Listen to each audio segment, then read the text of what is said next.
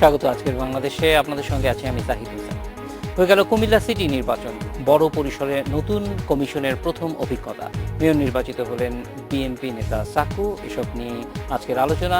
Net প্র্যাকটিসে commission, কথা বলতে আমাদের সঙ্গে স্টুডিওতে আছেন বিএনপির vice chairman advocate Ahmed Azam Khan,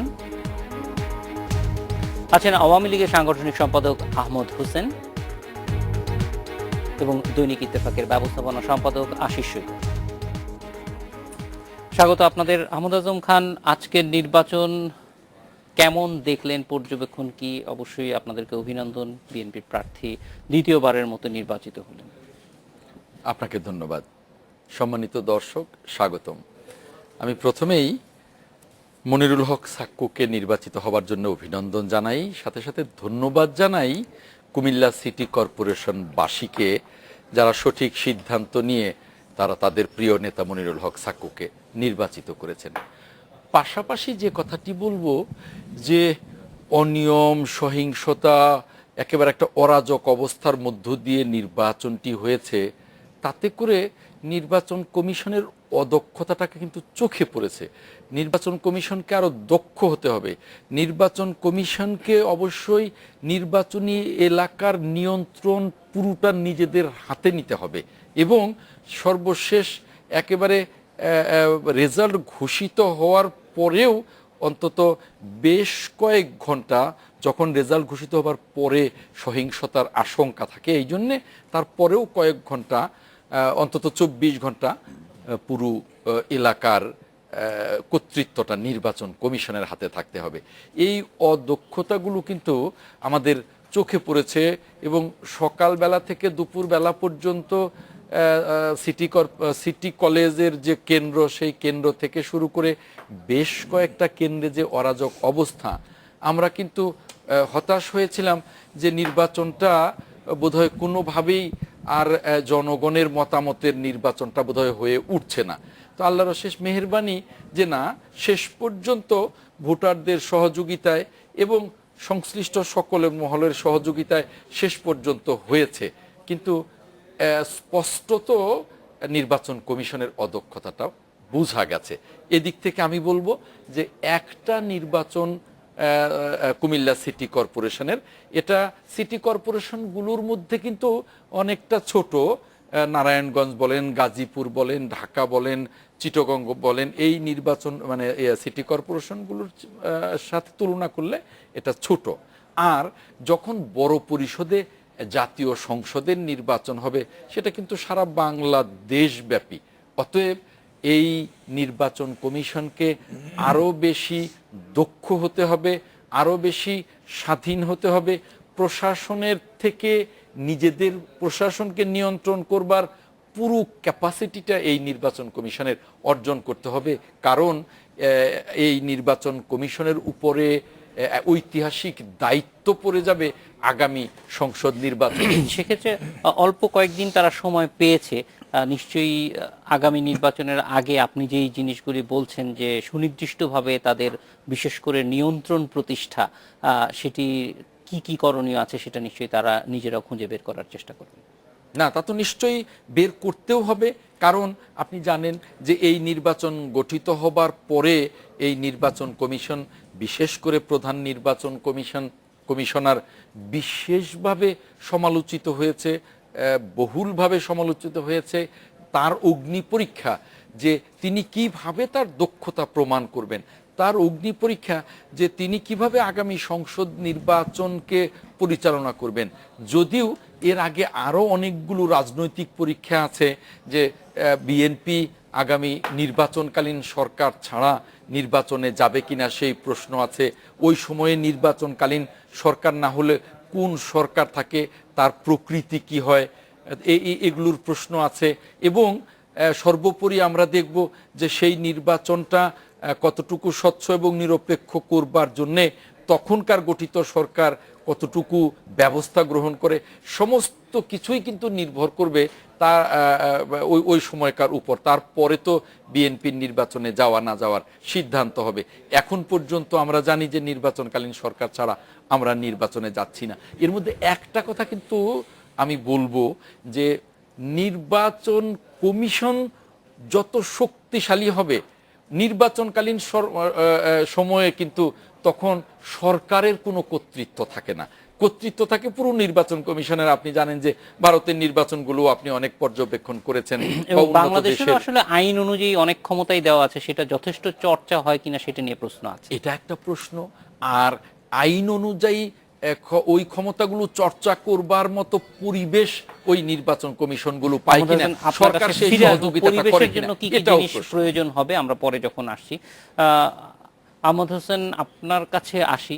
আপনারাও আজকে নির্বাচনের মাঠে ছিলেন, নির্বাচনটা আপনারা কিভাবে দেখলেন? সামগ্রিকভাবে নির্বাচনের পরিবেশ কেমন ছিল?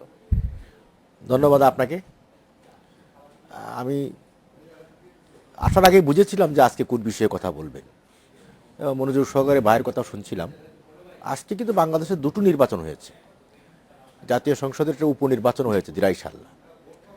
তো ওইদিকে মিডিয়ার দৃষ্টি কম, বিকজ বিএনপি ধানের শীষ নিয়ে কেউ আসেনি। ধানের শীষ নিয়ে আসলে ওকে ওইদিকেও বিএনপি মিডিয়ার দৃষ্টি থাকতো, আপনার কণ্ঠে ওই কথাটা আসতো। কিন্তু আপনি কুমিল্লা নিয়ে বলেছেন, কুমিল্লা নিয়ে একটা কথা আছে যে আমাদের দেশে হেরেও জিতে যাওয়া, আবার জিতেও হেরে যাওয়া। আমি যেখানে মিডিয়াতে সামনে আমি যে কথাগুলো বলছি অন এয়ারে, এটা যারা টেলিভিশনের সামনে আছেন সাধারণ মানুষ, অনেক জ্ঞানীগুণী মানুষ, তাদের কাছে আমার বক্তব্যটা কতটুকু গ্রহণযোগ্য হবে সেদিকেও আমার খেয়াল রাখতে হবে। এখন বিএনপির কথাবার্তায় তো মনে হচ্ছে যে তারা জিতেও হেরে গেছে। ইলেকশন কমিশনকে তারা যেভাবে একুজ করেছিল, এবং ইলেকশন কমিশনের জন্য এটা সবচেয়ে বড় ধরনের নির্বাচন কিন্তু কুমিল্লায় প্রথম হলো, এবার টেস্ট পরীক্ষা হলো, এবং এই টেস্ট পরীক্ষায় কিন্তু ইলেকশন কমিশন জয়ী হয়েছে। এবং ইলেকশন চলাকালীন সময়েই যখন বিএনপির পক্ষ থেকে প্রেস ব্রিফিংয়ে বলা হলো যে নির্বাচন কমিশন, তখনও 12টা বোধ বাজে, তখনও বলছেন যে নির্বাচন কমিশন একটা সুষ্ঠু অবাধ নিরপেক্ষ নির্বাচন করতে ব্যর্থ হয়েছে। নির্বাচন আরও 4 ঘন্টা বাকি আছে, এর আগেই বলে দিলেন যে নির্বাচন করতে ব্যর্থ হয়েছে। এখন যদি বলি যে ব্যর্থ হয়েছে না সফল হয়েছে, সফল না হলে আপনারা জিতলেন কি করে, আপনাদের প্রার্থী জয় লাভ করলো কিভাবে, সেই কথাটা তো যদি তাদের কাছেই বলি, তাদের কালকে আবার নতুন করে প্রেস কনফারেন্স করা উচিত। গতকালকে যেটা বলেছিলাম সব অসত্য বলেছিলাম, মিথ্যা বলেছিলাম, এই কথা আমি উড্র করলাম। এবং ইলেকশন কমিশন আসলেই দক্ষ এবং যোগ্য এবং একটা নিরপেক্ষ এবং অবাধ শান্তিপূর্ণ নির্বাচন করতে তারা সমর্থ, এই কথাটা কালকে তারা করা উচিত। সাক্ষ্য তো বলেছে যে যদি তার মতো তাদের যেরকম একটা আদর্শ নির্বাচন তারা চান সেরকম যদি হতো তাহলে আরো অনেক বেশি ভোটে জিততে পারতেন। এগুলো হচ্ছে, শুনেন, আপনি 10-11 হাজার ভোটে জিতেছেন, তারপরে বলছেন যে আপনি আরো 50,000 ভোটে জিতে যেতেন।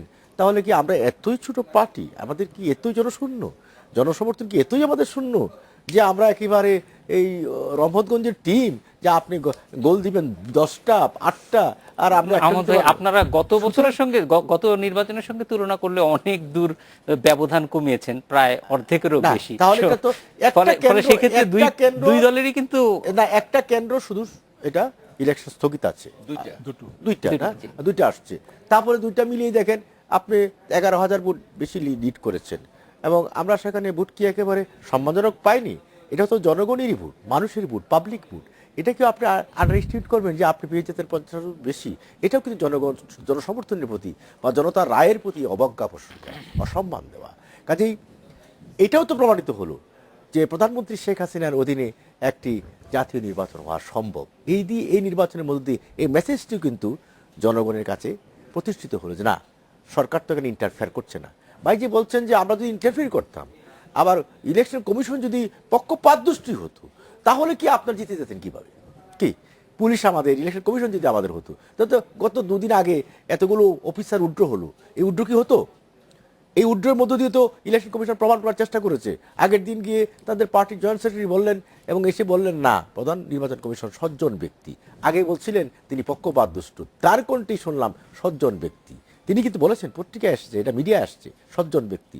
এবং তার সাথে দেখা হওয়ার একদিন পরেই দেখলাম কত সংখ্যক পুলিশ অফিসারকে নির্বাচন কমিশন উড্র করলো। আমরা যদি বলি যে বিএনপির একটা তালিকা দিয়ে আসছে, ওই তালিকা অনুযায়ী এই অফিসারগুলোকে উড্র করা হয়েছে, তাহলে তো বলবো যে নির্বাচন কমিশন পক্ষপাতদুষ্ট হয়েছে, বিএনপি মুখী হয়ে গেছে। আমরা কি কথা বলবো? না, আমি কথা বলবো না।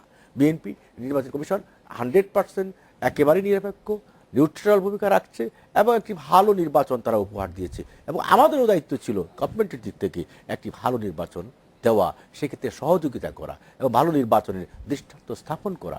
এবং একটি মেসেজ আজকে সত্য প্রতিষ্ঠিত হলো যে আন্ডার প্রাইম মিনিস্টার প্রধানমন্ত্রী শেখ হাসিনার অধীনে যিনি নির্বাচনকালীন সরকারের প্রধানমন্ত্রী থাকবেন, সেই সময়েও একইভাবে একটি সুন্দর অবাধ নিরপেক্ষ নির্বাচন হওয়া সম্ভব। এবং এইটিকে মাথায় নিয়েই বিএনপি তাদের সাংগঠনিক রাজনৈতিক প্রস্তুতি গ্রহণ করবে বলে আমি মনে করি। এবং আজকে ভাই যাই বলেন, তারা মনে মনে সবকিছু ঠিক করে রেখেছেন, নির্বাচন তারা আসছেন, ডিসিশন হয়ে গেছে, এগুলো কৌশলগত কথাবার্তা। আচ্ছা, অবশ্যই আহমদ ভাই, আমরা পরে আবার এই বিষয়ে আরো একটু বিস্তারিত জানবো। আমরা একটু আশিস সৈকতের কাছে যাব। আশিসটা, আমি বলবো যে দুটি আওয়ামী লীগ এবং বিএনপির দিক থেকে নির্বাচন কেমন হয়েছে সেটা এখানেই জানলাম, এবং কিছুক্ষণ আগেই জানছিলাম যে নির্বাচন কমিশনের দিক থেকে কেমন হয়েছে। প্রধান নির্বাচন কমিশনার উনি 100-তে 100 পেয়েছেন, নিজেই অবশ্য ওনার খাতা দেখেছেন, সেইটি কতটুকু যৌক্তিক হয়েছে জানি না। আশিস ভাই, আপনার কাছ থেকে, আপনি দীর্ঘদিন নির্বাচন দেখছেন, এই লম্বা সময়ের মধ্যেও আজকের নির্বাচনটা কিভাবে, কারণ এখানে কিছু বিচ্ছিন্ন ঘটনা ঘটেছে, আবার একই সঙ্গে আমরা যদি অন্য নির্বাচনের সঙ্গে তুলনামূলক একটা আলোচনা যাই তাহলে অনেক গ্রহণযোগ্য বা ভালো একটা নির্বাচন হিসেবে আমরা এটা দেখেছি। আপনার কাছ থেকেও জানতে চাই যদি কিরকম। ধন্যবাদ জাহিদ। আমার কাছে মনে হয়েছে যে আসলে কুমিল্লা নির্বাচনটি নানা কারণে এই সময় গুরুত্বপূর্ণ ছিল। কারণ যেদিন আজকে নির্বাচনটি হলো কুমিল্লায়, সেখানে কিন্তু একটি বড় ঘটনা ছিল যে ওই সিটি কর্পোরেশনের এলাকার মধ্যে একটা বাড়িতে জঙ্গিদের আইনশৃঙ্খলা রক্ষাকারী বাহিনীরা ঘিরে রেখেছে। ফলে এক ধরনের আতঙ্ক কিন্তু আমাদের কাছে মনে হয়েছিল যে ভোটার উপস্থিতিটা কম হতে পারে, কিন্তু তা কিন্তু হয়নি। মানে ওই প্রায় 67% ভোট কাস্ট হয়েছে নির্বাচনে, সর্বশেষ যে তথ্য 66.92% এরকম ভোট কাস্ট হয়েছে। এবং ওই যে এলাকাটিতে, সিটি কর্পোরেশন যে এলাকাটিতে জঙ্গিদের অবরুদ্ধ করে রেখেছে আইনশৃঙ্খলা রক্ষাকারী বাহিনীর সদস্যরা, তার থেকে 1 কিলোমিটার দূরে যে ভোট কেন্দ্রটিতে, সেখানেও ভোট কাস্টের হার 65%। মানে তাতে বোঝা যায় যে আসলে কুমিল্লা সিটি কর্পোরেশনের মানুষ জয়ী হয়েছে নির্বাচনে। কে জয়ী হয়েছে আমি আসলে সেই জায়গাটায় যেতে চাই না। মানুষ এই যে সন্ত্রাসের বিরুদ্ধে বেরিয়ে এসেছে, এই যে ভয়কে জয় করে মানুষ ভোট দিতে এসেছে, সেখানে কিন্তু একটা বড় অর্জন আমার কাছে মনে হয়েছে। এবং ওই জায়গায় দুইজন প্রার্থী যিনি জিতেছেন, সাক্কু সাবেক মেয়র, এবং যিনি হেরেছেন, পরাজিত হয়েছেন, দুজনই কিন্তু সন্ধ্যা পর্যন্ত এবং রাত পর্যন্ত কিন্তু ফলাফলের জন্য অপেক্ষা করেছেন।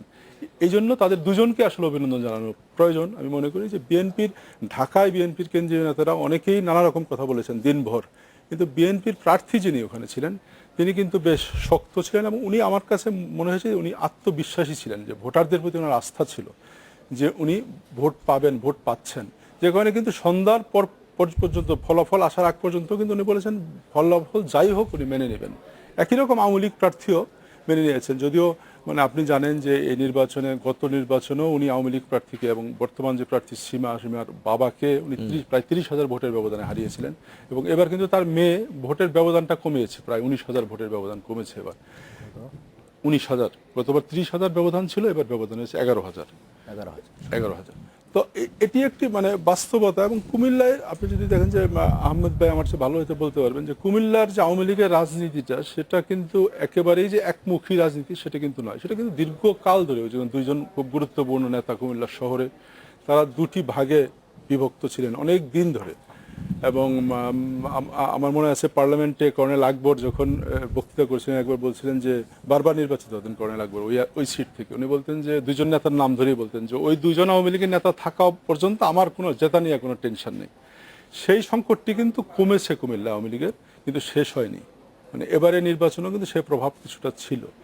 তো সে যাই হোক, মানে এগুলো হলো আসলে ইন্টারনাল ব্যাপার, ঘটনা। কিন্তু আমার কাছে মনে হয়েছে যে এই নির্বাচনে, এবং সিইসির যদি ইলেকশন কমিশনের কথা যেটি আপনি বলছিলেন শুরুতে, যে নির্বাচন কমিশন কেমন করলো, 1-1.5 মাসের মধ্যে একটি নির্বাচন যদি সেই অর্থে বলেন, সেটি মোটামুটি একটি ভালো নির্বাচন তারা করার চেষ্টা করেছে। এবং যে দুটি কেন্দ্রে গোলমাল হয়েছে, আহমেদ আজম ভাই যেটি বললেন সিটি কলেজ কেন্দ্রের কথা, সেই কেন্দ্রটি কিন্তু স্থগিত করা হয়েছে।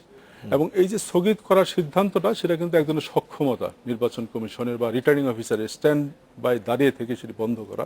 এবং ওই কেন্দ্রের একজন লোক, সে ব্যালট পেপার নিয়ে দৌড়ে যাচ্ছিল। এটি একটি বড় নির্বাচনী, আমি মনে করি যে বড় নির্বাচনী দুর্বলতার ঘটনাটি ঘটেছিল। তবে আবার একই সঙ্গে সবলতা, সক্ষমতা জায়গা হলো যে ওই কেন্দ্রটি তাৎক্ষণিকভাবে বন্ধ করে দেওয়া হয়েছে।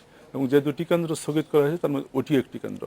এবং 1-1.5 মাসের যদি একটি নির্বাচন কমিশন, এবং এই নির্বাচন কমিশনে যারা আছেন তাদের এই ধরনের অভিজ্ঞতা কিন্তু কারোরই নেই। ফলে যদি আপনি মোটামুটি তাদের একটা বিচার করেন যে কেমন নির্বাচন তারা করলেন 1.5 মাসের মধ্যে, মোটামুটি তাদের পাস মার্ক দিতে হবে। অবশ্যই আমরাও মনে করি যে তারা ভালোভাবেই শুরু করেছে। এখন বিষয়টা হচ্ছে যে যেহেতু আমরাও বলছি যে এটা আসলে প্রস্তুতি, একটা বড় কাজ করার জন্য প্রস্তুতি নিতে হচ্ছে নির্বাচন কমিশনকে, এবং সেটার জন্য যথেষ্ট সময় পাবে। আহমদ আজম খান, আমরা একটা বিরতিতে যাব, ফিরে এসে এই বিষয়টি একটু জানতে চাইবো যে কিভাবে, যেমন 2টি কেন্দ্র ভোট বন্ধ করা হয়েছে, স্থগিত করা হয়েছে, কিন্তু আমাদেরও তো আসলে সবারই দায়িত্ব থাকে, শুধু নির্বাচন কমিশনের দিকে তাকিয়ে থাকলে তো হয় না। রাজনৈতিক দল, জনগণ সবারই কিন্তু অংশগ্রহণে একটা ভালো নির্বাচন হয়। আমরা অতীতে দেখি না যে এই যে যারা ব্যালট বক্স নিয়ে দৌড়ে যায় বা নির্বাচনী অপরাধগুলি করে তাদের আসলে কি হয়। কারণ আমরা যদি ভালো নির্বাচন করতে চাই তাহলে তো এখানে আমাকে ঠিক করতে হবে যে আমি এইখানে কি করেছি। ফলে এটা স্থগিতটাই শেষ কথা না। আমরা একটা বিরতির পর আপনার কাছে ফিরে আসবো। আজকে বাংলাদেশে নিচ্ছে একটা বিরতি।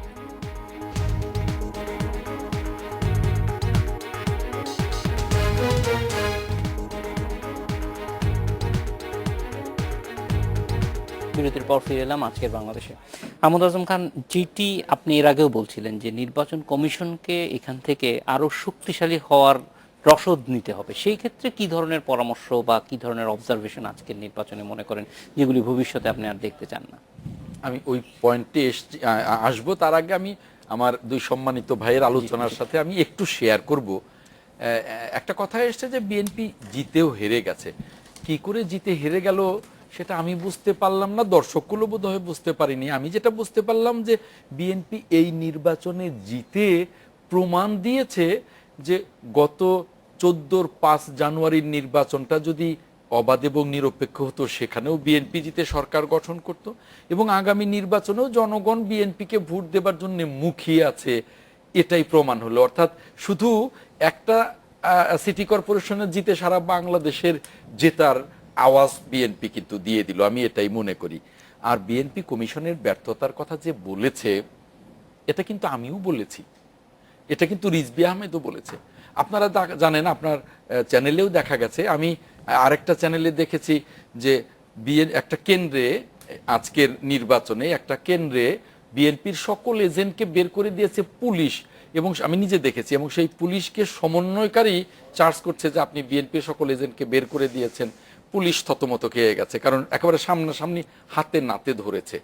তো এইটা যদি হয়, পুলিশ যদি পক্ষ হয়, আপনি জানেন যে এই ধরনের টুকিটাকি গোলমাল কিন্তু ভারত বা আমেরিকা অনেক জায়গায় হয়, সেখানে 2 পক্ষের মধ্যে হয়, প্রশাসন থাকে নিরপেক্ষ এবং শক্তিশালী, যেটা বাংলাদেশে না, যেটা প্রশাসন বাংলাদেশে একদিকে থাকে, এটাই হলো ব্যতিক্রম।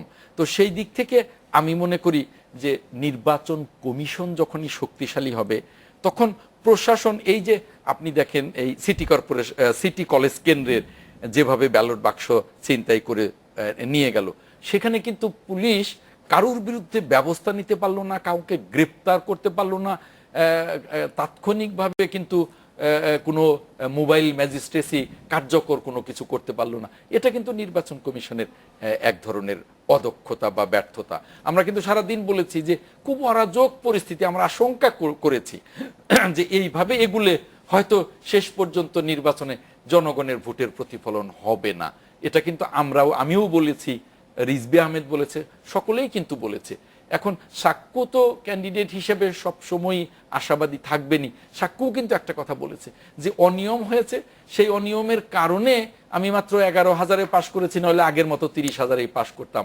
কারণ ভোটারের কথা হলো যে বিরোধী দলীয় একজন মেয়র হিসেবে সাক্ষ্য আমাদের অনেক কিছু দিতে না পারলেও তার ব্যবহার, আচার আচরণ, ভদ্রতা, সভ্যতা আমাদের অনেক কিছু দিয়েছে। তো সেদিক থেকে সাক্ষ্য সফল একজন মেয়র। কাজে এখানে যে অনিয়ম হয়েছে, অদক্ষতা হয়েছে, এই জিনিসগুলো থেকে নির্বাচন কমিশনকে আরো দক্ষ হতে হবে বলে আমি মনে করি। আরো কিছু পরামর্শের বিষয় আছে, অল্প সময়ে সেটা সম্ভব না, আমি চটপট আরো কিছু বিষয় আলোচনা করি। আমার ভাই বলেছেন যে প্রধানমন্ত্রীর নেতৃত্বে জাতীয় নির্বাচন সম্ভব, এটা আজকে প্রমাণ হলো। একটা সিটি কর্পোরেশন নির্বাচন দিয়ে কিন্তু অনেক কিছু প্রমাণ হয় না। এই নির্বাচনটায় সরকারের বদল হবে না, কিন্তু জাতীয় সংসদ নির্বাচনে সরকারের পরিবর্তন হয়। যদি যে দল জিতবে সেই দল সরকার গঠন করবে। সেইখানে সরকার সবটুকু স্বাধীনতা যদি নির্বাচন কমিশনকে না দেয়, তখন কিন্তু পরিস্থিতিটা অন্যরকম হয়ে যায়। তখন কিন্তু নির্বাচনটা আর সুষ্ঠু হওয়ার কোনো সম্ভাবনা থাকে না। সেই কিন্তু ক্ষেত্রে এখন যে আইন আছে সেই আইন অনুযায়ী আসলে নির্বাচনকালীন সরকারের কতটুকু কর্তৃত্ব প্রশাসনের উপরে আছে, মানে আইন অনুযায়ী। আমরা বাস্তবে কি হয় সেটার কথা আপনি খুব চমৎকার বলেছেন, আইন অনুযায়ী নেই, কিন্তু আইনের প্রয়োগ নেই। যেমন আপনার মনে থাকবার কথা, এই সেই জন্যই আমরা বারবার বলতে চাচ্ছি যে নির্বাচন কমিশনকে তার শক্তিটা বোঝানো দরকার, কোথায় তার ক্ষমতাটা, সেটার প্রয়োগ সে ঠিকমতো করতে পারছে কিনা। এই ক্ষমতার প্রয়োগটা তার পুরোপুরি করবার জন্য প্রথমত নির্বাচনকালীন সরকার দরকার, এবং 2, 4, 5, 10টা নির্বাচনের পরে আস্তে আস্তে আস্তে আস্তে তার নিজেরই সেই শক্তিটা অর্জিত হবে। যেমন আপনি ছোট্ট একটা উদাহরণ দেই, এই নারায়ণগঞ্জ সিটি কর্পোরেশন নির্বাচনে, এর আগের নির্বাচনে তখন সিইসি ছিলেন ডক্টর শামসুল হুদা। তিনি ওই নির্বাচনে সেনাবাহিনী চেয়েছিলেন, তখন এই সরকারি ক্ষমতায়।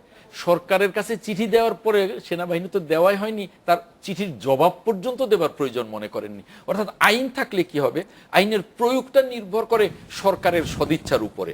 অতএব সেই পর্যায়ে আমাদের গণতন্ত্র, সেই পর্যায়ে আমাদের সরকারগুলোর মন মানসিকতা এখনো সেই পর্যায়টায় পৌঁছেনি বলে এটা এখনই সম্ভব না। আরেকটা কথা এসছে যে সিএসি কে সজ্জন ব্যক্তি বললেন, আবার এখন উল্টু বলেন, বা আগে উল্টু বলেছেন। দেখুন, ব্যক্তি খন্দকার নুরুল হুদা, কে এম নুরুল হুদা সজ্জন অবশ্যই, যেটা রিজভী আহমেদ বলেছেন। তো একজন সজ্জন ব্যক্তি হলেই, যে সিইসি কিন্তু একজন ব্যক্তি না, প্রতিষ্ঠান।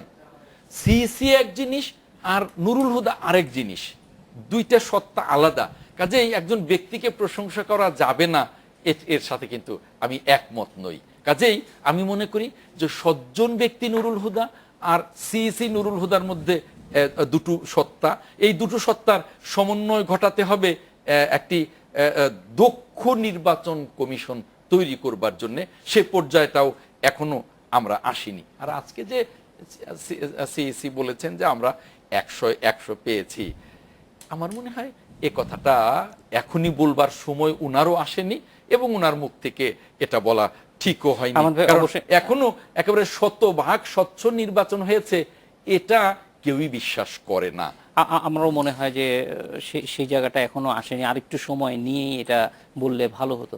আহমদ ভাই, আপনার কাছ থেকে জানতে চাই দুটো জিনিস। একটা হচ্ছে যে নির্বাচনকালীন সময়ে এখন যে ব্যবস্থা, আইনের যেই ব্যবস্থা করা হয়েছে, যেখানে নির্বাচন কমিশনকেই সবচেয়ে সর্বোচ্চ ক্ষমতা দেয়া হয়েছে, সেইটির ব্যবহারে যেটি বারবারই আমরা দেখছি যে তারা হয়তো প্রয়োগটা যথাযথ হয় না, প্রশ্ন থেকে যায়। সেই জিনিসটা যাতে আরেকটু ভালোভাবে তারা প্রয়োগ করতে পারে, সেই জন্য রাজনৈতিক দল হিসেবে আওয়ামী লীগ তাদেরকে কি ধরনের পরামর্শ দিতে পারে, সহায়তা দিতে পারে, এবং একই সঙ্গে আপনারা যেহেতু ক্ষমতায়ও আছেন, ফলে এইটাও আপনাদের একটা বাড়তি দায়িত্ব যে নির্বাচনকালীন সময়ে যাতে নির্বাচন কমিশন তাদের ক্ষমতার পূর্ণ প্রয়োগ করে। না, এটা তো ভালো কথা বলছেন আপনি। এবং নির্বাচন কমিশন তার আইনের যথার্থ প্রয়োগ করেছে বলেই তো কুমিল্লা নির্বাচনটা ভালো হয়েছে। এবং আজকে যদি সাকু হেরে যেতেন, তাহলে কিন্তু বলা হতো যে না, এটা নির্বাচন একটা ফেয়ার হয়নি, আনফেয়ার হয়েছে। আমি ফেয়ার ইলেকশনে জিতলে কিন্তু আমাদের বলা হতো যে আনফেয়ার হয়েছে। তারা কিন্তু অলরেডি সেই ধরনের একটা জায়গা তৈরি করে রেখেছেন। নির্বাচন চলছে এই মুহূর্তেই বলে ফেলেছেন যে নির্বাচন করতে এই ইলেকশন কমিশন ব্যর্থ হয়েছে। এর অর্থ হচ্ছে নির্বাচন কমিশনের উপর একটা বাড়তি চাপ তৈরি করে রাখা, যাতে হেরে যাওয়ার পরে আমরা বলতে পারি যে আমরা তো আগেই বলেছিলাম যে নির্বাচন ঠিকমতো হচ্ছে না। এই জন্য এই আনফেয়ার নির্বাচন হচ্ছে, কারচুপির মাধ্যমে সিল মেরে নির্বাচন করে নৌকা মার্কা জিতেছে। আমরা যদি ফেয়ার, এটা হচ্ছে তারা অলরেডি রেডি রেখেছিলেন। এখন প্রশ্ন হচ্ছে, পরে আমি কিন্তু আপনি অনুমতি আমার কথা নেবেন। আপনি প্রশ্ন হচ্ছে যে আপনি যে কথা বলছেন, যে আমি যে কথা বলছি আপনি উত্তর দিয়েছেন যে আপনি জিতে হেরে গেছেন বলতে এই কথা বলছি যে আপনাদের উচিত ছিল নির্বাচন কমিশনকে আপনার করা, অভিনন্দন জানালে তার মাঝে আর একটু ইন্সপিরেশন জাগে, শক্তি জাগে, সাহস জাগে। না, সকল রাজনৈতিক দল তো আমাকে ইন্সপায়ার করছে, আমাকে অভিনন্দন জানাচ্ছে, এতে কিন্তু মানুষ কিন্তু উজ্জীবিত হয়, আর একটা ভালো ইলেকশনের জন্য উজ্জীবিত হয়। আর আমি যদি সব চাপের মধ্যে রাখি, সে বলে আমি ভালো ইলেকশন করলাম, যে ইলেকশন কমিশন বলছে 100 মার্ক, তো বলছে আজকের ইলেকশনের জন্য, টোটাল ইলেকশনটা তো এখন হয়নি, আজকের ইলেকশনের জন্য 100 মার্ক সে বলেছে। আবার আমরা যারা পিপুল, আমরা যারা মানুষ, আমরা যারা রাজনৈতিক দল, তারাও পরীক্ষক, মানে তারাও আমরা খাতা দেখছি, খাতা দেখেই বলছি যে ইলেকশন কমিশন 100 মার্ক না পাও, 90 তো পেয়েছে, 95 তো পেয়েছে, না হলে একটা ফেয়ার ইলেকশন হলো কি করে? কাজেই বিএনপি জিতলেই ফেয়ার, আর বিএনপি হেরে গেলে আনফেয়ার। এই ধারণা থেকে, এই চিন্তা থেকে, এই অবস্থান থেকে বিএনপিকে সরে আসতে হবে।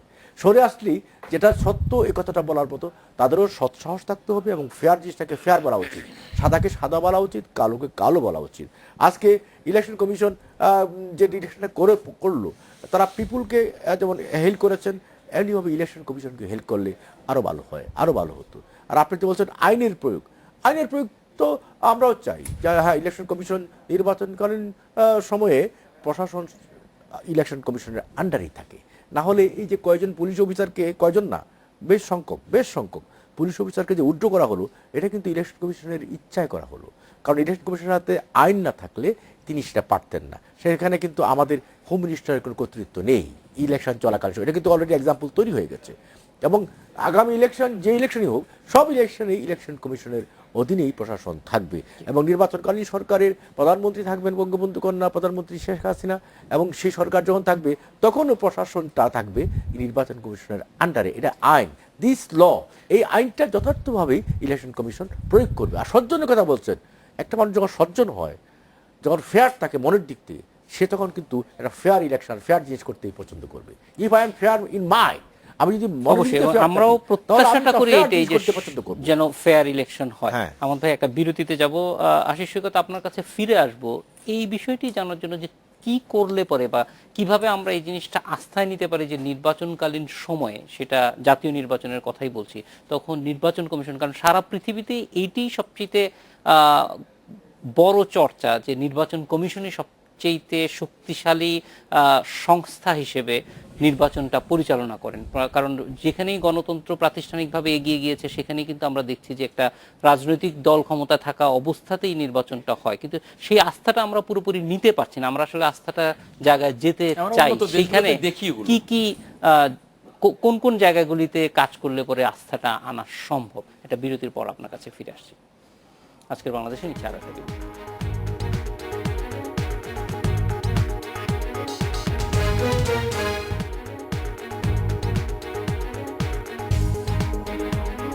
বিরতির পর ফিরে এলাম আজকের বাংলাদেশে। আশিস দা, অবশ্যই যেটি জানতে চাচ্ছিলাম যে কিভাবে আরো শক্তিশালী করা যায়, কিন্তু এর আগে আপনি যে প্রসঙ্গটি এনেছিলেন সেটিও অবশ্যই কুমিল্লাবাসীর একটা বাড়তি ধন্যবাদ পাওয়ার উচিত, যে এরকম একটা পরিবেশ যখন একটা জঙ্গি আস্তানা ঘিরে রেখেছে, সেই পরিবেশেও আমরা দেখেছি যে যথেষ্ট স্বতঃস্ফূর্তভাবে সবাই ভোট কেন্দ্রে এসেছে, এবং সেটা নিশ্চয়ই একটা বাড়তি মানে ব্যাক অফ দ্য মাইন্ডে তো থাকেই যে যে কোনো সময় একটা দুর্ঘটনা ঘটতে পারে বা যে কোনো কিছু ঘটতে পারে। তো সেটি একটা বড় বিষয়, এবং সেইটা নির্বাচন পরিচালনার একটা ভিন্ন প্রেক্ষিত কিন্তু আমাদের দেখিয়েছে, কারণ এরকম ঘটনা ঘটতেও পারে।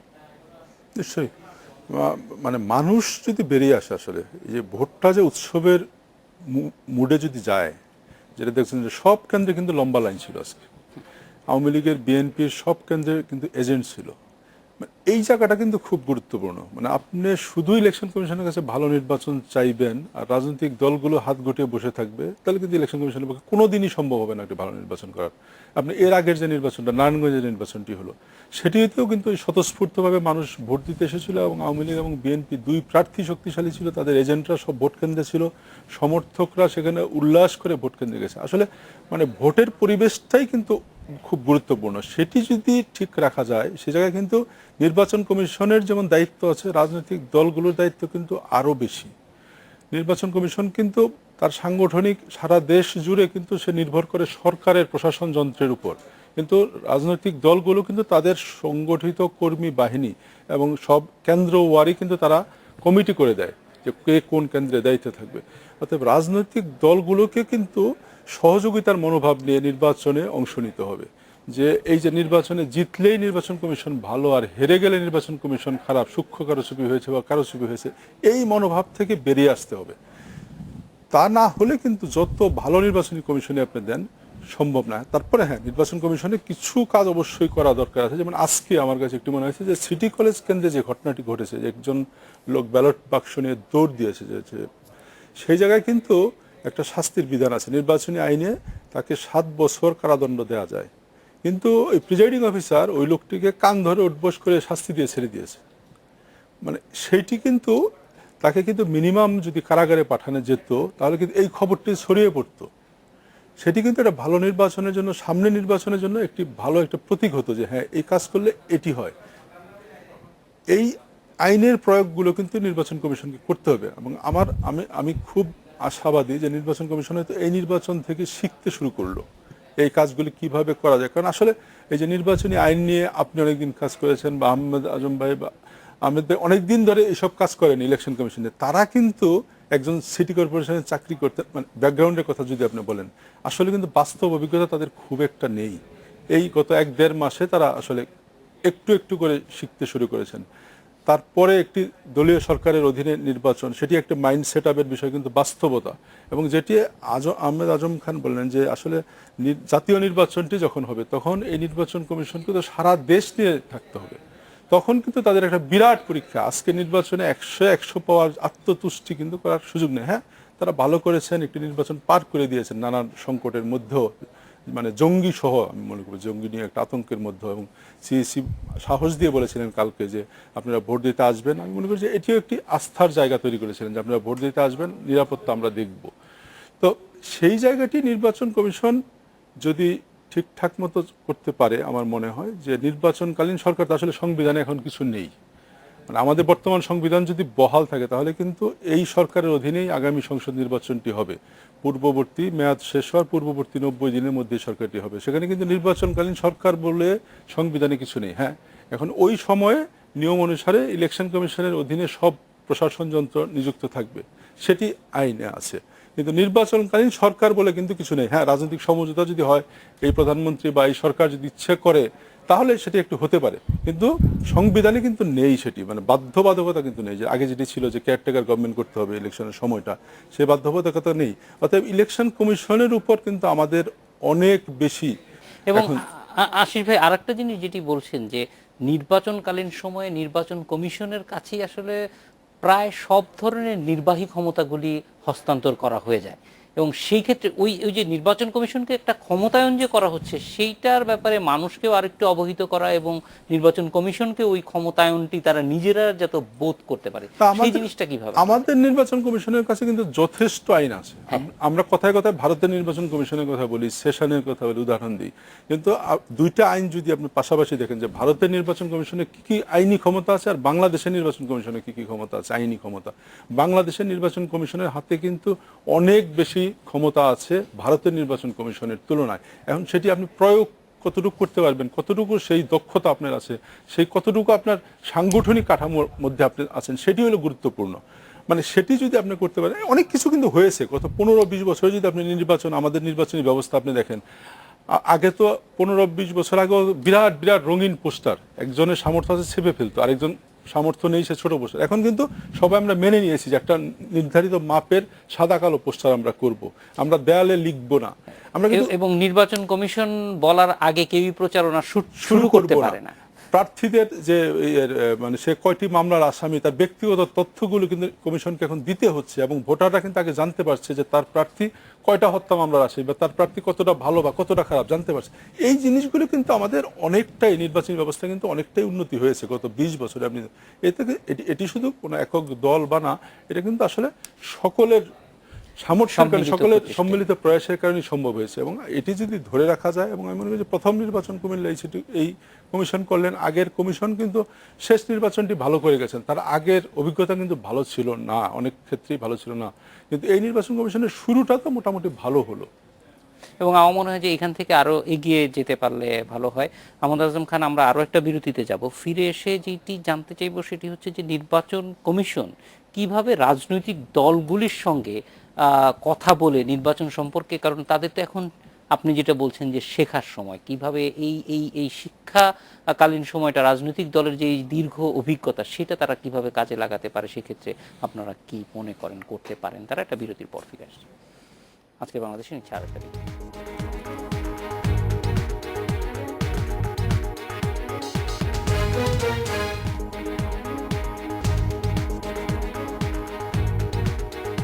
বিরতির পর ফিরে এলাম আজকের বাংলাদেশে। আমদ আজম খান, একটা ভালো নির্বাচন করার জন্য আমি যেটা বলছি, মানে রাজনৈতিক দলগুলোর অভিজ্ঞতা কিভাবে কাজে লাগাতে পারে নির্বাচন কমিশন? না, ধন্যবাদ। আমি আপনার এই প্রশ্নে আসবো, তার আগে আমি এক দুইটা কথা বলে নিতে চাই একটু। আমার সম্মানিত ভাই আহমদ হোসেন সাহেব যখন উনি আলোচনা করছিলেন তখন আমি ওনার কাছে একটু সময় চেয়েছিলাম। উনি হয়তো বিরক্ত হয়েছেন যে আপনার বক্তব্যে তো আমি ইন্টারাপ্ট করিনি। আমি আসলে ইন্টারাপশনের জন্য, একটা সংশোধনের জন্য, যে নির্বাচন কমিশন নির্বাচনে ব্যর্থ হয়েছে এটা রিজভী বলেনি, বলেছে যে নির্বাচনের পরিবেশ রক্ষায় ব্যর্থ হয়েছে। আসলে কিন্তু 10টা থেকে 12:30 পর্যন্ত একটা হজবরল পরিবেশ তৈরি হয়েছিল অনেকগুলো কেন্দ্রে, এই কথাটাই রিজভী বলেছে, নির্বাচনে ব্যর্থতার কথা বলিনি।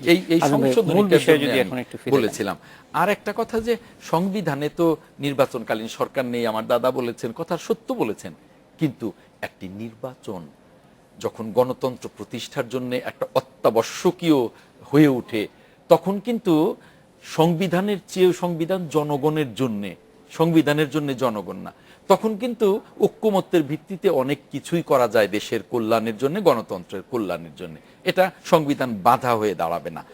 আর যে প্রশ্নটা আপনি করলেন যে নির্বাচন কমিশন কিভাবে রাজনৈতিক দল, এই ক্ষেত্রে আমি মনে করি এই নির্বাচন কমিশনের দায়িত্ব এবং কর্তব্য হলো প্রধান প্রধান রাজনৈতিক দলগুলোর সাথে সিরিজ অফ মিটিংয়ে বসা এবং তাদের সুপারিশমালাগুলো নেয়া এবং তাদের সুপারিশমালাগুলো কিভাবে নির্বাচনে কাজে লাগাতে পারবে সেজন্য তাদের প্রস্তুতি গ্রহণ করা এবং তারা যাতে সবটুকু সফল হতে পারে সেজন্য তাদেরও কি ধরনের দক্ষতা অর্জন করা দরকার সেই সুপারিশমালাগুলো থেকেও তারা এগুলোকে চিহ্নিত করবে, নিজেদের মধ্যেও আলাপ আলোচনার মধ্য দিয়ে যে কিভাবে আগামী নির্বাচনটা করা যায়। এবং বিএনপি মনে করে যে নির্বাচনকালীন সরকার ছাড়া অবাধ এবং নিরপেক্ষ নির্বাচন সম্ভব নয়, এই জন্য তারা নির্বাচনে এখনো আসার ব্যাপারে তারা নেগেটিভই বলছে। সেদিক থেকেও নির্বাচন কমিশনের কিন্তু অনেক বড় ভূমিকা আছে। সর্বশেষ একটা কথা বলে শেষ করতে চাই, জঙ্গির বিষয়ে। জঙ্গির বিষয়ে আমাদের বক্তব্য স্পষ্ট যে জঙ্গিবাদ, সন্ত্রাসবাদ এগুলো মানবতার বিরুদ্ধে, এগুলো সভ্যতার বিরুদ্ধে, গণতন্ত্রের বিরুদ্ধে। কিন্তু এই মাননীয় প্রধানমন্ত্রীর ভারত সফরকে সামনে রেখে এবং ভারত সফরে এই যে আপনার প্রতিরক্ষা চুক্তি এগুলোকে সামনে রেখে যে নতুন করে সারা জেলায় জঙ্গিবাদের, এটা নিয়ে কিন্তু নানা প্রশ্ন তৈরি হচ্ছে, জনগণের আছে। আমরা আহমেদ হোসেনের কাছে যাব। আহমেদ ভাই, এই যে নির্বাচন কমিশনকে শক্তিশালী করার জন্য যে নানান ধরনের পরামর্শ দেয়া হচ্ছে, সেক্ষেত্রে আপনার কি মনে হয় যে কমিশনকে শক্তিশালী আরো করা প্রয়োজন? তারা ভালো কাজ করেছে, আরো ভালো প্রত্যাশা আমাদের। এটা আমাদের একটা ইম্পর্টেন্ট বিষয়, আপনি কথা বলছেন।